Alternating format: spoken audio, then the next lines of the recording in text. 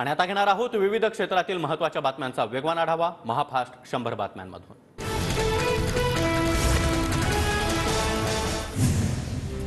भाजपकडून उदयनराजे भोसले यांची उमेदवारी जाहीर। उदयनराजे साताऱ्यामधून निवडणूक लढवणार। उदयनराजेंची शशिकांत शिंदे यांच्यासोबत लढत पक्की। काल मी एक अपक्ष आणि एक काँग्रेसचा अर्ज भरला, तर आज अजून 2 अर्ज दाखल करणार। 19 तारखेपर्यंत पक्षाने एबी फॉर्म दिला नाही तर अपक्ष लढणार। विशाल पाटील ठाम। विशाल पाटील कोणतंही चुकीचं काम करणार नाही। विशाल पाटलांनी उमेदवारी अर्ज दाखल केल्यानंतर संजय राऊतांचं वक्तव्य। भाजपला पाडण्यासाठी काही तडजोडी कराव्या लागतात, तर विशाल पाटलांशी आम्ही बोलणार। काँग्रेसचे नेते बाळासाहेब थोरात यांचं वक्तव्य। सांगलीच्या जागेबाबत काल पटोले आणि थोरात यांच्यासोबत चर्चा। वरिष्ठांना सांगलीच्या जागेबाबत सर्व काही माहिती दिली। राज्यातील नेते आणि वरिष्ठ नेत्यांनी काय तो मार्ग काढावा, विश्वजित कदम यांचं वक्तव्य। अजित पवार यांच्याकडून स्वतःसह कुटुंबियांच्या नावानं 3 अर्जांची खरेदी। अजित पवार यांच्या नावानं त्यांच्या विश्वासू वकिलांनी पहिल्याच दिवशी अर्ज घेतले। सुनेत्रा पवार यांच्या अर्जात चूक राहिल्यास अजित पवार स्वतः आणि मुलांच्या नावे अर्ज दाखल करण्याची शक्यता। 18 एप्रिलला उमेदवारी अर्ज दाखल करणार। सुनेत्रा पवार यांची माहिती। सुनेत्रा पवार आज प्रचारासाठी मैदानात।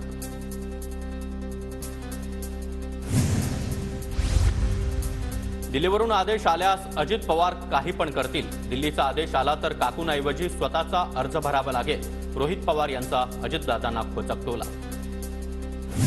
महायुती आणि महाविकास आघाडीचे 7 उमेदवार आज अर्ज दाखल करणार। अर्ज दाखल करण्यापूर्वी बड्या नेत्यांच्या उपस्थितीत सर्वच उमेदवारांचं जोरदार शक्ती प्रदर्शन।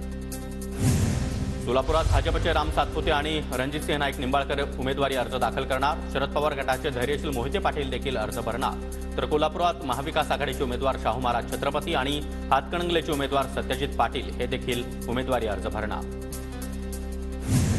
उपमुख्यमंत्री देवेंद्र फडणवीसांच्या सोलापूरमध्ये रोड शो। फडणवीसांच्या उपस्थितीमध्ये राम सातपुते उमेदवारी अर्ज भरणार।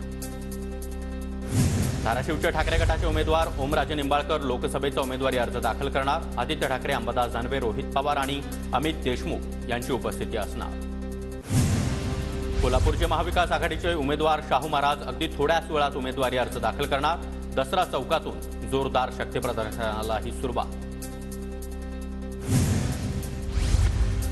शरद पवार गटाकडून धैर्यशील मोहिते थोड्याच वेळात उमेदवारी अर्ज भरणार। माढ्यामधून भाजपच्या रणजितसिंह नाईक निंबाळकर यांच्यासोबत धैर्यशील मोहिते पाटलांची लढत होणार।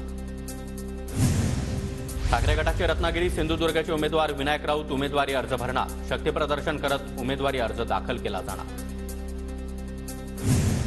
कुटुंबियांकडून धैर्यशील मोहिते यांचं औक्षण। उमेदवारी अर्ज दाखल करण्यापूर्वी मंत्रोच्चार म्हणत आशीर्वाद कुटुंबियांचे आशीर्वाद घेतले।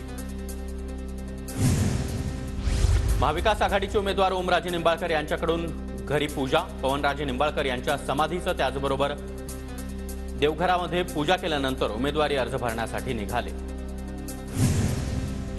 लोकसभा निवडणुकीच्या प्रचारासाठी उपमुख्यमंत्री फडणवीसांच्या सभांची सर्वाधिक मागणी। 125 पेक्षा अधिक प्रचार सभा घेण्याची महायुतीची डिमांड। विधानसभेच्या तिकिटासाठी भाजप आमदारांना लोकसभेचं टार्गेट। लोकसभेसाठी मतदारसंघातून लीड द्या आणि विधानसभेचं तिकीट मिळवा, भाजपच्या वरिष्ठ नेत्यांना सूचना। उद्धव ठाकरे यांच्या आज दुपारी 1 वाजता पत्रकार परिषद। शिवसेना भवनमध्ये पत्रकार परिषदेचं आयोजन। मोदींची हवा आहे या फुग्यामध्ये कुणीही राहू नये। मोठी यंत्रणा असून देखील 2019 मध्ये एक अपक्ष निवडून आले होते। भाजपच्या उमेदवार नवनीत राणा यांचं प्रचार सभेत वक्तव्य। प्रतापराव जाधव यांनी 15 वर्ष दिल्लीमध्ये जाऊन केवळ तंबाखू मळली। बुलढाण्याच्या खासदाराचं नाव महाराष्ट्रामध्ये कुणालाही माहिती नाही।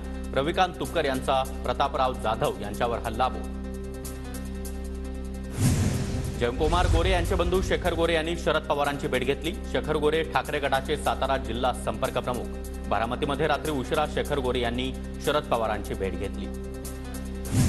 नारायण राणे यांना उमेदवारी न मिळाल्यामागे नागपूरच्या अदृश्य शक्तींचा हात। नागपूरच्या शक्तींमुळेच राणेंनी अर्ज भरताना विचार करावा। ठाकरे गटाच्या वैभव नायकांची टीका।